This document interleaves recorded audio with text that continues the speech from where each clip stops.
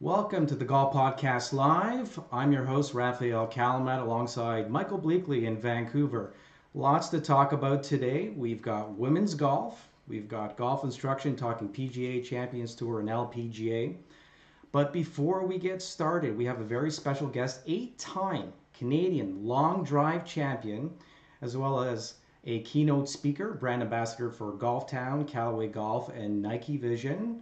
Her name is Lisa LongBall Vlooswyk. Welcome to the show, Lisa.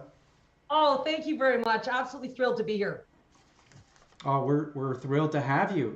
It's we've been going back and forth for quite some time, and we're on about 15 platforms right now, and I'm sure there's a lot of listeners and people watching who don't know who Lisa LongBall is. So maybe tell us how you got started with golf, and where you are today and what you're doing. Absolutely. Well, funnily enough, I was my dad's last hope as a golfer. So in grade 8, he dragged me out to the local junior night, and there were 50 boys and me. And the coach kind of took one look at me and told me to hit my 8-iron at the end of the range. And he proceeded to work with the boys the rest of the night. Now, at the time in the 80s, there weren't a lot of strong junior girls golf programs, not like now where we see junior golf exploding, and for young girls as well. So I decided golf wasn't that fun. Maybe played 9 holes a year with my dad. And it wasn't until my 20s when my boyfriend at the time, now husband, Anton, just graduated from university, and he was a farm kid from rural Alberta, so he didn't golf a lick, and he realized that he was missing out on key corporate and business networking opportunities because he didn't play. So, he dragged me out to the local munis, and then my big turning point happened in 1999. The LPGA came to Calgary, and of course, Calgary only gets the LPGA Tour once every decade, and so it was super exciting. It was the Des Maurier Classic, and I was a volunteer on one of the holes, and watching the best female golfers in the planet, although I couldn't break 100 to save my life, inspired me to want to compete in golf. And luckily, Rafael, there's competitions for people who can't break 100. So I entered, and I, kind of came near the end of the pack, but I was hitting it 80 to 100 yards past the other girls. So I saw an advertisement for a long drive competition, and I entered, and I won with a 313-yard drive with a set of clubs from Costco. So that's how I got started. That's amazing. Yeah. So, and I noticed you tried to Monday qualify for an LPGA event as well. Like, what was that like? And, give us some feedback on that. Yeah. So here, I hadn't grown up playing competitive golf. Like I was in my early 20s by the time I played my very first golf competition, played in like a club championships when I was 25, 26. But I had never played in tournament golf. And now, so when I first played like in the Alberta Amateur, that was my first test of playing against NCAA girls, who some of them literally had been playing since elementary school. And then when I did the Monday qualifier for the LPGA Tour, I shot a 74 in the practice round, which would have put me as the 4th place girl that could have qualified if I shot that the next day. But I shot an 80. I hit 3 balls out of bounds, and I think that's my issue as with being a long driver and trying to find that balance between swinging as hard as humanly possible and keeping it in the pipe, keeping it in the fairway, right? So, it was a phenomenal experience. And then what I found, for instance, people always say to me, Lisa, yeah, you hit your driver long, but what they don't realize, I hit all my clubs a long way. So when I was at 155. One of the girls who had conditional status on the LPGA Tour, she was using a hybrid and I was using an 8-iron. So, if I could spend some more time on my short game, I'd love to see how low I could go. But for me, I just haven't spent that time on the finesse side of things, and you could tell. Yeah. Well, Lisa, I'm just thoroughly impressed with all the things that you're doing, because not only are you a golfer, you're a mom, and there's so much to go with that as well, but you're a keynote speaker, and you're an ambassador for so many different brands. I'm just reading off your website. It says here, quote, being clear and committed to your goals determines how far you will go and what success you are able to achieve.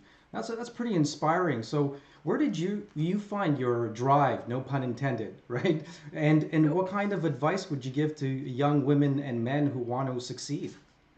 I think my drive came from, for me, I never aspired to being a professional golfer, or, I was, all I ever wanted to be actually was a school teacher. I believe teaching is a vocation, a calling. And so that was my drive, is to be a teacher, an educator. And I taught both elementary and junior high school, and I loved it. But that's when I discovered this weird, freaky ability to hit a golf ball a long way. And if I could impart anything to any golfer, male, female, about finding that drive, I do believe it's an inner drive. And I believe that each and every every one of us need to find our passion, both personally and professionally. I think that, many of us go into a profession because we love it, but if either one side becomes too unbalanced, I don't think you can find that, you don't find that joy. So for instance, you get the workaholics who that's all they do, but then they sacrifice their personal side. But I think that if let's say work can be a grind, but if let's say you love running, or maybe it's running or swimming or golf or bowling or curling or whatever it may be, if you stop doing those things, I find that you don't feel as fulfilled personally, and then you're not going to find that success and achieve at your peak performance professionally. So that's when I talk about drive. I talk a lot about honing in on finding out what is it that you love and finding time to do that. Cool. Yes. It's a really good point, because, I mean, I own a business, and sometimes you get focused on working on that. And if you don't put time into things that you enjoy, even if you enjoy your business, you still need to have that outlet so you can perform better on all facets. I believe it to my core. Yeah, absolutely. And you referred to Rafael about being a mom. It was funny. I was competing at a world-class level at world championships year after year, and I always wanted to be a mom. And people said, well, Lisa, once you become a mom, you'll never be world-class again. But becoming a mom was too important to me. And I actually had my best finish in the world after becoming a mom. I came second in the world. I lost by 3 yards to 5-time world champion Sandra Karlberg. And so if that's any inspiration to any moms out there, and just because you're a mom or a grandma doesn't mean you can't achieve success in golf. Oh, I agree fully, because me being a dad, and I have a 15-year-old son who plays golf, and you need to juggle life, but it kind of inspires you and motivates you. Amazing what you're able to accomplish when you have people relying on you and other things that you need to do. And that takes me full circle to my next question. It takes a lot of organization. I was a teaching professional. I worked at Royal Montreal Golf Club, at Falcon Golf Club, had my own academies at several different locations over the last 20 years. So you know how much organization it takes. So, my question is, if somebody wants to sign up to one of your clinics, I know you have a plethora of, women's golf clinics happening. Tell us about where they are and how they could get in touch with you. Oh, thank you. It's so fun because I do a lot of corporate and charity golf tournament entertaining. And when I was at these tournaments, I found that anywhere between 75 and 80% of attendees were men. And I thought, where are the women? And the women, they didn't feel comfortable or confident to say yes to that corporate or charity invitation. So I wanted to find a safe place to invite women to say, hey, come on out to these events, because it's all about the networking. No one cares what your swing looks like. No one cares if you cold top it, duck hook it. It's all about, the relationship. And so I started women's golf schools. I started them first in my hometown of Calgary, and then I expanded them out to Phoenix and Orlando. So I do those right now in Phoenix and Orlando. I'm actually leaving tomorrow to my first golf school of the year in 2022. And of course, it's tough to do in Canada this time of the year. And then the popularity has just exploded. So many women across North America have said, gosh, I want a safe, comfortable place to learn. So I've expanded the schools. I'm going to be doing Palm Springs in October, and then as soon as I can in the Canadian season here, I'm doing Victoria at the end of March, early April, Kelowna, British Columbia, Toronto in May, which I'm excited about, Montreal in the May-June area, and Prince Edward Island I'm super excited about in June. So I wanted to go coast to coast across Canada, and then obviously in the US too, to try to meet as many ladies as I can across North America. No, that's amazing, because I feel that there's a lot more women coming into the game over the last few years than the past. And even in my great-grandfather worked at St. Andrews and moved to Ontario in the early mid-1900s. My grandmother was Ontario Ladies Champion, but my great-grandfather and his business partner started a tournament that still runs to this day, the Hunter Armitage Trophy. I believe it's at the Glendale Golf Club now, and it's all women. So they were promoting this game to women, right? For 80, 90 years now. So it's amazing to see. So keep it up. Well, I think it's a great growth factor, and I've always firmly believed in women's golf. I've actually been volunteering my time since inception. So it would have been 2015 16, that Women's Golf Day. Alyssa Gaudet from the United States had this wonderful idea to say, let's have a Women's Golf Day. Let's start a day that we not only celebrate celebrate the women who do play, but encourage new women in a safe place to come to enjoy the game. So I'm actually the Canadian lead for Women's Golf Day, which is always the first Tuesday in June. And we encourage golf courses across, across the world, obviously, but being Canadian, across Canada, to participate and somehow do something special on that day to celebrate women's golf. Lisa, off topic here, I saw that viral video of you water skiing with your bathrobe and a white towel on your head, drinking a coffee. That was and reading awesome. A Golf Digest. Reading a were Golf Digest. You reading a Golf Digest? Issue. That was great. So I'm doing my research, and here you are. How did that come about? And tell us a little bit about that. I think we'll share, for those of you who haven't seen it, we're going to share it on our social media feeds on Twitter and Facebook, so look out for it. Oh, it's so funny, and it's gone viral, like millions and millions of views. It's crazy on all different websites. So first of all, to note to all your viewers and listeners out there that I'm wearing a life jacket. I always wear a life jacket. It was just under my robe, so I'm always wearing a life jacket. And so I thought, you know what? It was July of 2020, so we were in the midst of the pandemic. It had kind of started obviously in March, and everything, the lockdown. And so I wanted to do something to make people laugh and smile. There was so much on social media that I felt was really negative. So I thought, what can I do to make people laugh and smile? And I love wake surfing. So wake surfing happens behind a boat. You're only going 10 miles an hour and there's no rope. You actually have to surf the wake. And I've had so many people say, oh, Lisa, that's fake and that's green screen, because most people can't drop a rope, let alone surf with a cup of coffee, a Golf Digest, and a robe. So I started with that. Oh my goodness. And then it's exploded. People asked for more. So my next one, of course, was a golf video. So I'm wearing golf shoes. I've got a 2-on putter. I'm doing it to the, the Hunter Mahan and Bubba Watson. You know how they did the Golf Boys? Yeah. So I did it to that song, and I'm plumb bobbing there. And then I've done a Toronto Raptors one. I've done a Toronto Blue Jays one. Oh, and then I surf. And I know we have guys, both of you are from British Columbia and Ontario here, so I'm sure we've got some Canucks and Maple Leafs fans, but I'm a Calgary Flames fan. Yeah. And so I put on Calgary Flames gear and I surfed in goalie gear. And then Hockey Night in Canada picked that up, which was pretty funny. So yeah, I've done dozens of these videos, and people just keep telling me how much it makes them smile, and that's my why to do it. That's just to clarify things here. Raf and I both grew up in Montreal, so we're dedicated Habs fans. Canadians fans. Well, actually, when I did my golf school, I did a women's golf school in Gallagher's Canyon last year. Carey Price was golfing there, which is pretty cool. And Jerome McGinley was teeing it up with his kids on the other 9 there too, so that was kind of fun. Yeah, awesome. Very cool. Awesome. Yeah. I got to meet a lot of hockey players working at Royal Montreal. They all come by and play back in the early 2000s. But and hey, Rafael, may I say, Rafael, you talked about my golf schools, and you talked about you being a golf professional yourself. One of the things that's very important to me, I really want people to know, I want them to go see their PGA of Canada professionals. Now, I am not a PGA of Canada professional. I'm considered, of course, a professional golfer as a sponsored athlete and compete. But our golf professionals, our PGA of Canada, I encourage all listeners, men, women, juniors, go see your PGA of Canada professional. And when I run a school, I always hire PGA of Canada professionals or PGA of America if I'm in the United States. That's very important to me. Yeah, that's a good comment. And people steer away from lessons because they think, oh, I don't play enough, I don't need it, or they think it's too expensive. But it's not in many cases, and you need to put that time in with golf, and the rewards will come if you just put a little bit of time and dedicate it to practice and learn to like practicing. I'd add to that, and especially on your short game. Don't just go to the range and slam through 100 balls and then take off. Like, go out to the putting green, chip putt, and then go hit your bucket and thoughtfully. So, yeah, I couldn't agree more with that sentiment. Absolutely. Well, certainly everybody in golf is an expert, right?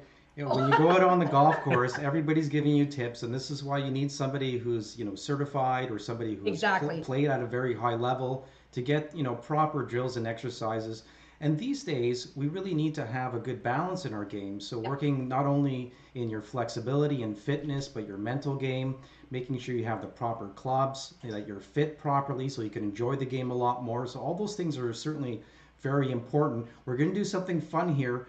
We want people to get to know you just a little bit more. So something that we do called rapid fire questions. They're really simple. It's nothing crazy. But I'll start off. We'll do 4 questions. And the Okay. first one is, what is your favorite food? Oh, steak. I definitely Alberta beef. I have to say, a tenderloin. Awesome. Yeah. Awesome. Then we go into your favorite music. Is there any style of music or any particular Oh, I'm a artist? Dave Matthews Band fan. I love Dave Matthews Band. I've been to the Gorge Amphitheater to the 3-day concert, Labor Day weekend. That's definitely, I would say, my favorite musician or band. Very cool. How about favorite movie or TV series? I know everybody's binge watching these days. Have Yep. you watched anything recently? Oh boy, you know what? I love movies. I love good movies. I love bad movies. I'd say Shawshank Redemption is probably my favorite movie if I had Very to say cool. favorite movies. Absolute favorite movie. And Classic. then what have I been binge watching? Oh my goodness, my son, husband, and I, we always try to find a series that the three of us watch together. So I Yeah, too have a 15-year-old. And so we just started watching Reacher on Prime. I've Little heard bit about that. cheesy, little bit cheesy, but good. But really, if you like action and I loved it. We just started watching it and we're quite enjoying it. That's really cool. And Yep. finally, what is your dream foursome? So, if you were to play with anybody, dead or alive, Yep. who would you like to play with on a foursome? Okay, well, I do have a dream foursome, and I would say number one, I have to go with Jack Nicklaus. Jack Nicklaus, I've had the opportunity to meet the Golden Bear, and he is absolutely phenomenal. I would love a chance to just walk the ferries with him, chat, talk about his majors, talk about the life experiences. I would learn so much from that. Tiger Woods. I think Tiger Woods is someone that really got me interested in watching golf. You know, I started competing in 2001, and of course, after 1997 and the Masters and all that excitement, I think he brought an excitement to golf that you know, when he steps on the course, I was always so riveted. And so again, I would love to see how his journey has progressed from when he was young, and really just chat and talk like you do when you play a round of golf. And I'm going to have to add Annika Sorenstam to that list. Great. Annika Sorenstam Yeah. absolutely blows me away. You know, I've had the opportunity again to meet Annika, and what she did just winning the senior women's U.S. Open, you know, their amateur, you know, absolutely, you know, are unbelievable. You know, she comes back after taking, what was it, 13 years off hiatus at least, Right. Yeah. after having her two children, and she just blows me away. You know, she's just to me, she is professional. She's a great mom. She's a businesswoman. She's always giving back, especially to junior women's golf. And again, I just love to tee it up with her. That'd be Cool. a great foursome. Yeah.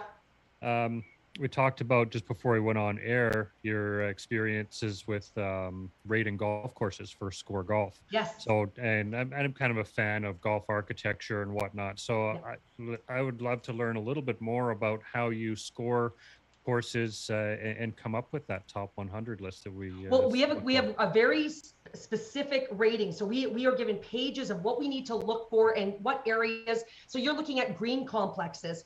You're looking at, so you rate on a course, you're rating what are their par threes like, what are their par fours like, what are their par fives like. And when you say what are they like, are they challenging, are they interesting, are they fun? So there's a fun factor that we're also rating in that, but also that you're just, again, you're looking at the difficulty of it, but also the bunkering, the beautification comes, you know, the side of it, and of course, course conditioning as well. So you're trying to mix it all, and then we always we always are comparing it to a bench line. So just because you personally happen to love a golf course, you have to compare it to, okay, well, if this course is a 10, or if this course is a 9, so if we're talking on a scale of 1 to 10, which is usually how we're ranking it.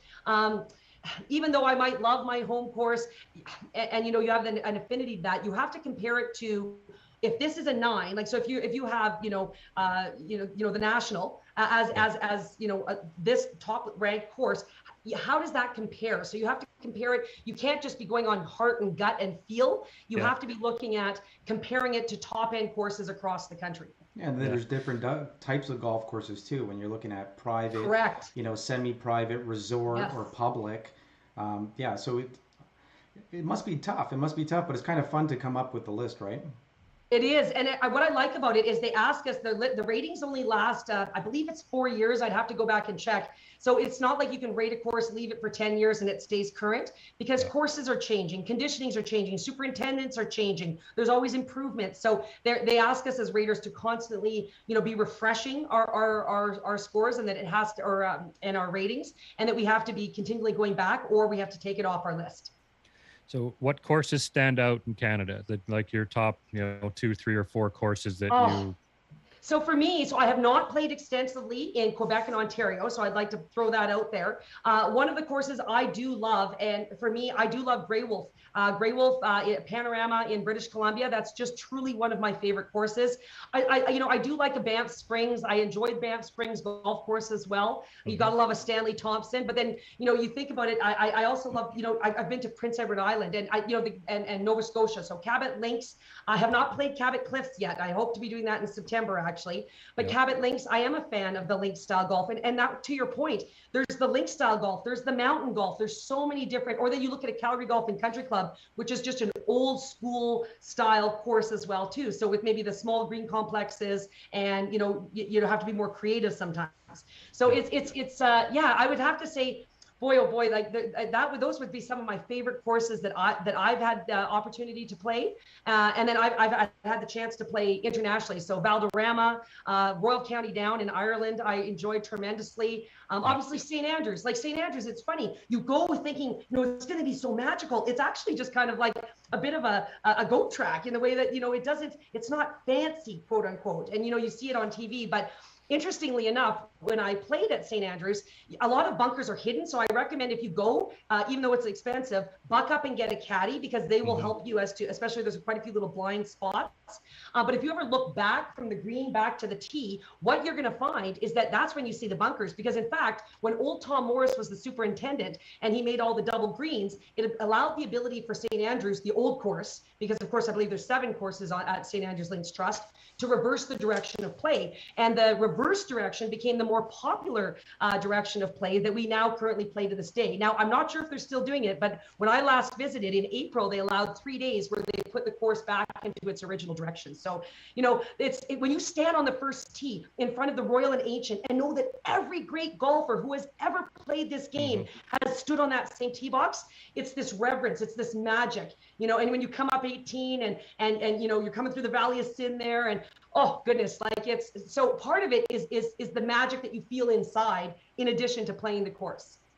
Well, there's certainly a bucket list for Mike and myself. We've been talking about it for so long, and this year, it being the 150th anniversary of the Open, there's something really special in the air, I think, this year, and us being away from from seeing real Open golf at that venue for quite some time now, several years, is going to be something really special. I too have had the opportunity to play worldwide courses.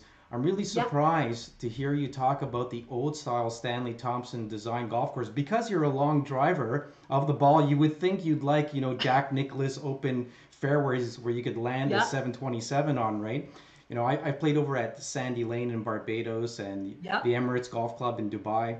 In the United Arab Emirates. So it's been, golf has taken us to some special places, and Mike's played some fantastic courses as well. And this leads me to my next question. You've played all this golf, you've played in some celebrity stuff. You have any funny golf stories with some notable people, maybe some LPGA players, maybe some notable names?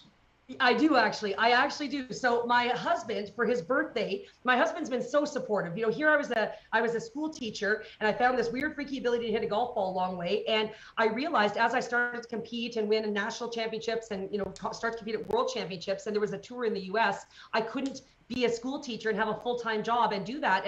But yet I was passionate about teaching. And my husband said, Lisa, you have a limited a chance to be the best in the world in something.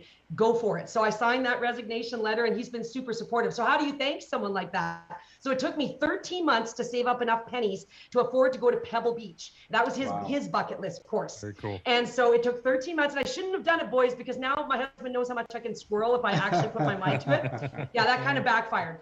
But when we showed up at Pebble Beach that day, we were like 2 kids in a candy store, and we checked in and said, hi, we have 12:30 tea time. And they said, Mr. and Mrs. Vlooswyk. And we said, yep. And they said, great, you're playing with the Smith twosome. And we said, awesome. And they said, you're playing behind Mr. Fredrickson, Mr. Lester, Mr. Palmer. We're like, thanks for letting us know. Well, we walk out onto the first tee, and who's standing on the first tee but Mr. Palmer, right? Arnold Palmer. Wow. Because these are the people that play Pebble Beach on a regular basis, right?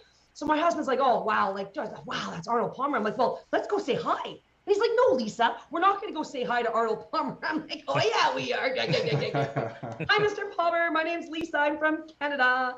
And, he was so kind to us. No wonder there's Arnie's Army. No wonder he was the king. He chatted with us. He took a photo with us. And when he teed off. He hit a driver on the first hole of Pebble Beach, split the fairway. We were all clap, clap, clap, clap, clap. You know, he waves to us. It's a Wednesday afternoon, but he waves to us like it's the U.S. Open. He was very kind, you know, and off he went. But the funny thing was the afterwards, so I got introduced to the Smith twosome we were playing with, and they took one look at me because that was their bucket list course, and they're like, oh, great. They rolled their eyes like, oh, I'm playing with a chick. Oh, awesome. Yeah. We hear this all the time. Yeah. Totally. So we tossed the tee to see who should tee off first, and the tee lands on me. So the guys kind of roll their eyes and they go pick up the tee like she's not going first. Well, I grab my club and head back to the Blues, you know, one up from the tips. And the guys do a double take. And then the starter comes over and he's a little long in the tooth. He's like 110. And he's like, excuse me, little missy, the ladies' tees are up there. And I said, oh, thank you so much. I said, but my handicap indicates I should play from the Blues. No, all ladies need to play from the ladies' tees. And boys, I didn't just pay $500 US at a 67-cent Canadian dollar at the time to play from 5,200 yards. So I stayed my ground. Anyway, long story short, I'm standing there. It's the first hole at Pebble Beach is a dogleg right. Mr. Palmer's hitting his approach shot. So I'm waiting till the corner's clear. And the starter says to me, play away. And I said to him, well, they're still in my range. And he looks at me and he looks at my fairway wood, knowing Mr. Palmer hit driver. And anyway, he said, we take the pace of play very seriously here at Pebble Beach. After 2 warnings, you can be removed from the course, Well, after all of this hullabaloo, corners finally cleared. Of course, more people have now come. So I'm standing over my ball, just like, please don't cold top it off the tee. Please don't cold top it off the tee. Anyway, I rip it down the pipe and I look back at the starter.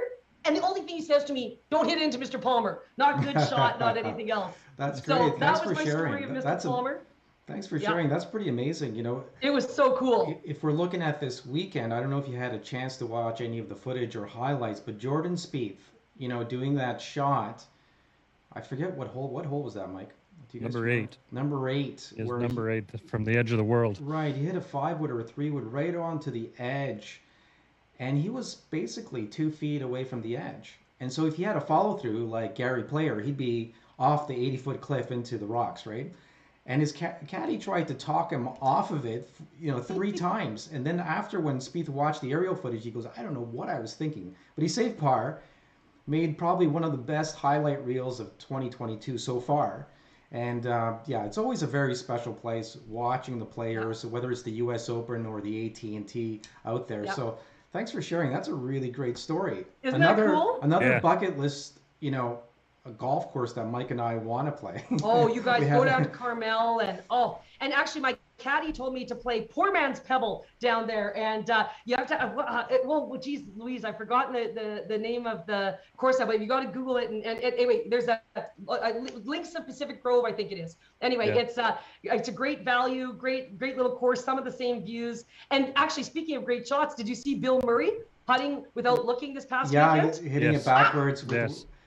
Yeah, that was, you know, that must have been rehearsed. Like the guy, I had to, but he's played there so many times, and you know, even if he missed it, he would make a great, you know, reaction to that, and so on and so forth. But for him to make But how many times when you've screwed a hole up and you just walk up and whack a putt, and then you're not thinking about it, but subconsciously you line up properly and you make it. So I think, you know, Bill's done that, and it kind of brings up you know, a hot button issue over the weekend, because Mark Calcavecchia tweeted, you know, I'm going to paraphrase it a little bit, but he said that's enough with all these actors and their shenanigans. He's a little bit tired of Bill Murray and whatnot. So it's like, you know, and as golfers, we're all serious golfers. You know, what are your thoughts on the celebrity contingent on the event? Some people are saying maybe they should stop playing on Saturday and wrap up the pro-am aspect, but the pros duke it out Sunday. But I don't know, part of me is entertaining watching them, and then some of the celebrities, you know, might I don't know who they are. Some of the celebrities, that's right. They're not really. Right. Well, you know, for me, it is this. I think that golf has been so serious for so long. I think we need fun. I think we need to have some fun out there. I think that having that laughter. Now, I understand that this is how the golfers make their living. I completely get that. Yeah. However, it's one event a year. Although the Phoenix Open, you know, I missed the caddy races. at the Phoenix Open. But you know, I think that it's awesome to have this. I think that we need our young generation to see that golf is fun and cool. And you know, if they can see those celebrities, especially if you got your professional sports like your NBA players players, your NFL players, that are out there, that they follow and that they love, and watching them play golf, that might inspire them to want to try the game. So that's where I don't want to get rid of that aspect, but I do understand that it's the way they make their living. Yeah, and it's a rare event, so Yes. and it's been happening for a long time. And when it was Bob Hope and Frank Sinatra, no one seemed to complain. But now that there's celebrities that we don't know and whatnot, so there is some entertainment about it. And leading up to this week, it's in Phoenix at TPC Scottsdale. It's fantastic. I played the course just before the tournament has happened, when the grandstands have been up, and you walk through that tunnel onto the famed par 3 16th hole, and it's amazing. I could just imagine with 30,000 people standing around hitting a shot. So it's fun. It's boisterous and loud, and people screaming and hollering, and unlike any other week. So I think it's a fun time of the season. I wouldn't say every weekend, but I agree with you. We need to have a couple of them. Yeah, no, definitely. Yeah. Women's golf has changed so much, especially for the LPGA, and I think they're finally getting the coverage they deserve. And there's a lot of new characters. I think over the years, there's been a big contingent of Asian players that have come over, and so there's a little bit of a communication problem when it comes to knowing who they are and them talking for post-round interviews and such. But now, we've got a good mix. We've got a lot of great Canadian girls. Your take on LPGA, what's happening right now, and how it's grown, as well as the USGA just announced your $10 million purse. It's the largest purse not only in golf, but in women's sport. So they're setting a precedent for all other sports in women's sport. Well, your thoughts on all of that? Yeah, I'm thrilled. I think that the LPGA has not had their due. I think if any golfer out there wants to replicate a swing, watch the LPGA Tour. Their swings are smooth and effortless. And if you look at the power, like someone like, if we're going to go old school, like Lorena Ochoa, and watch how, like, just such a small girl, there was a great article, I believe, in Golf Digest that pound for pound said she hits it longer than Tiger. Just if you look at pound for pound. And these girls, like, their swings are really technically, they're just so sound. And again, something that I believe is repeatable, that your average player, when you watch the PGA Tour, some of the average players, that's a swing that's not necessarily that you could replicate, but you can on the LPGA Tour. So I think that that's a great thing. As you said, the purses, we're starting to see the purses go up. We've started to see more events added and better coverage. I still think it has a little bit of a ways to go, but what's going to happen is, what's exciting is when we have more international players. So we just had our first Irish champion ever on the LPGA Tour this past weekend, which was really exciting as well too. Leona Maguire. Right? So I think that that's really exciting. And you look at Brooke Henderson. How much do you love Brooke Henderson? She is so great for women's golf, junior girls golf, for Canadian golf, for golf around the world. Here, she's 23, 24 years old, and just absolutely unbelievable. So I think when we see young people like that doing so well out there, I think it inspires that next generation. So I see the LPGA going in the right direction, but I still feel that they could use a little bit more coverage and respect that way. But love seeing, as you said, with the USGA, that purse was huge. And if we can continue more in that direction, there's a few more tournaments that have increased their purses as well, and that's a great trend. Yeah, we've talked a lot about women's golf a lot on our show, and just because it is growing and it's fun to watch. And we thought about ideas with other guests on how to grow the tour, maybe combining events so they can utilize the infrastructure that's already set up, and having mixed fields and whatnot. So do you have any thoughts that if you could scream at the LPGA Tour commissioner some ideas, what would they be? That's like Australia does the mixed event. They already have where they mix the LPGA and the PGA Tour. I do think some mixed events could garner definitely some interest. There's so much interest in a Solheim Cup and a Ryder Cup. Could we do something that we can mix and match? An event where we have the top LPGA and PGA Tour players, when you also are fighting for your national pride, or obviously your, the home country or whatever you may be. But I think that could add some more excitement to it. I think that also doing more features, I think people just don't know the stories. Like I believe if we can tell the story, if you can tell the story of these women and where they've come from, I believe that they're going to garner more fans. So I think that being able to, I believe, there was a big controversy when Paulina Gretzky was featured on Golf Digest, and I can't remember the exact stat, but the number, like I think I could count on one hand the number of women that had been featured on the cover of Golf Digest. And Paige Spirnak, who yes, Nelly played some Corda, college golf. the Right. Corda So sisters, I can completely understand, and that's what that's why we're so happy to have you on. We're not only celebrating women, but we're celebrating Canadian women. And you being an eight-time Canadian long drive champion, it needs to be recognized, right? So congratulations once again. I mean, it's a huge accomplishment. Tell us a bit about your instructional videos and your relationship with Golftown, and how that's taken off and how that came about. This is unbelievable. So it was actually Golftown who, I've been sponsored by Golftown for the last 5 years. They've been wonderful. They truly believe in women's golf. Their very first sponsored athlete, Brooke Henderson. Their second sponsored athlete, me. So, and Mike Weir has just come on in this last year. Yeah. So if you think about it, like they have a real push for women's golf and believe in women's golf. So that was, I was so proud of that. But they said, Lisa, people are stuck at home. So they reached out to me last March. What can we do for the people at home? And they said, what about doing instructional videos? So I literally just started with my clubs and the carpet in my basement. Then I added a hitting net in my basement and a grass mat, like a fake grass mat in my basement, and started teaching. And I started with grip, posture, stance. And I went all the way through the gamut of how can you improve your game. Of course, I always gave credit to my PGA of Canada instructor, Paul Horton, that I've learned so much from as well too, and shared what works for me and how I've been able to be 5'6 3/4" and hit at the length of 3.5 NFL football fields. And so these videos exploded, but not just in Canada. I would have anywhere from 600 to 800 comments per video from all over the world: Thailand, Spain, Ireland, Scotland, of course, United States, Australia. It was unbelievable. And I would respond to each comment. And these videos had over 2 million views. I still have women reaching out to me on a daily basis. This past summer, gentlemen, I had ladies say, Lisa, I dropped 20 strokes from my game. Lisa, I added 30 yards. Lisa, I didn't 3-putt this whole round. And so it was so cool when people then shared their successes after watching my videos, from their home. And then when people said to me, Lisa, your videos were the bright spot in the pandemic for me. My eyes welled up with tears. It made me so happy.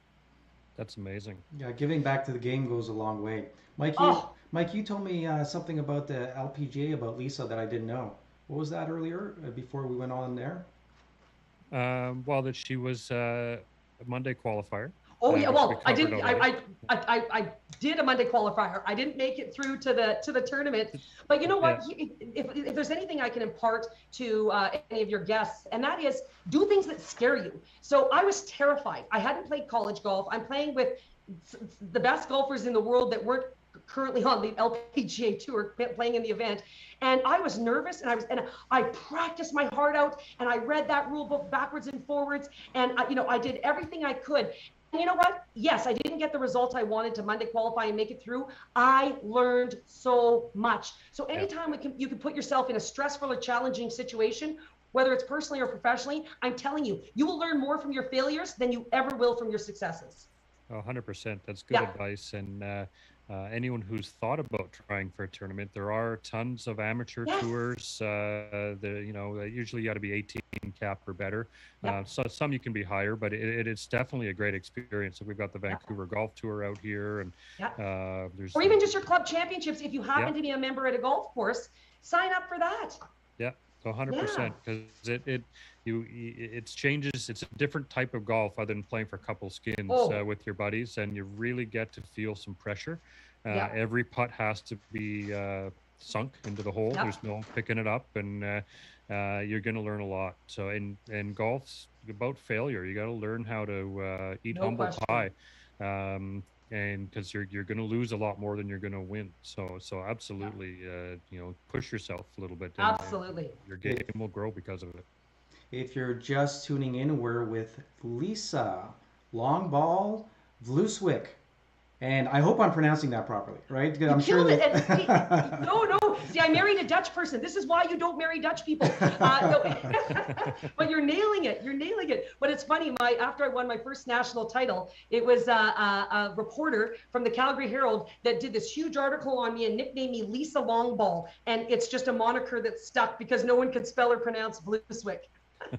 That's great. That's good. I was going to ask you how that name came about, other than the obvious, because you crush it. But you'd be a great competitor to sneak on like a best ball team or something, Right? and then just like, Especially don't when they worry. and when they dictate all women have to play from the forward tees. Yeah. Yeah. Oh yeah, you're going to be driving the greens. Yes. Well, Lisa, it's been such a pleasure to have you on. I would love to give you the floor just to talk maybe a little bit about your keynote speaking. Any final thoughts and words you'd like to leave with us? And once again, thanks for coming on. And then we'll leave Mike with saying a few words as well. Awesome. Well, thank you. So yeah, keynote speaking was a completely accidental career. I had a company reach out to me and say, Lisa, can you come and do our golf event? But we'd also like you to be the keynote speaker at our conference. And I thought, boy, oh boy, can I do this? But again, when you're offered a challenge, the only way you're going to know if you can do it or can't is step up to the plate. So I spent hours and hours and hours working on a keynote. And the title of my keynote is Drive Determines Distance, because as you said, Rafael, I truly believe knowing and being committed to what drives you determines how far you'll go personally and professionally. So I'm excited to be a keynote speaker all across North America at conferences and conventions. I share my story of how I went from a 30+ handicap to an 8-time Canadian long drive champion, ranked as high as second in the world. So I love sharing that story, and I think there's so much to know about peak performance. I share a lot of strategies about peak performance, and I feel that even now I'm not teaching in a classroom.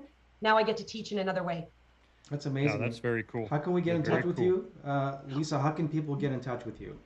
Yes, so my website is www.lisalongball.com, and I'm on social media on Twitter, Facebook, Instagram at Lisa Longball. And anyone looking for those videos, they're free. You can see any of my free instructional videos if you go to YouTube and go to Lisa Longball on YouTube. Make sure to click on playlists. Under playlists, you'll find 40 instructional videos for free that can help you with all aspects of your game. Oh, that's very cool. And we'll share some of your content, especially the wakeboarding. Oh yeah, the wake surfing. Yeah. I wish I had a Habs jersey. I just wish I had a Habs jersey on. We'll keep track of everything you're doing. Mike, any final thoughts and mentions? I'll just throw a quick shout out to the platforms that we're on: Spotify, iHeart, Podbean, YouTube, TuneIn, and Alexa, Player FM. And just recently, we've added to Listen Notes, Stitcher, and Anchor, and we are in the talks with a platform called Recast, which is out of Scotland, and they are big in golf and the DP World Tour. It's a new platform, so we're excited to see how that develops. So as well, we're on social media, so please hit us up and tag, comment, like, follow, do all that wonderful stuff. And if you like this type of content, don't forget to go on to YouTube in the description and follow under Patreon. You can make a donation. We have FanDuel coming in, so we're going to be giving our best bet stats very soon. And for Lisa Vlooswyk, Michael Bleackley, I'm Rafael Kalamat. You've been listening to the Golf Podcast Live. Special thanks to ECS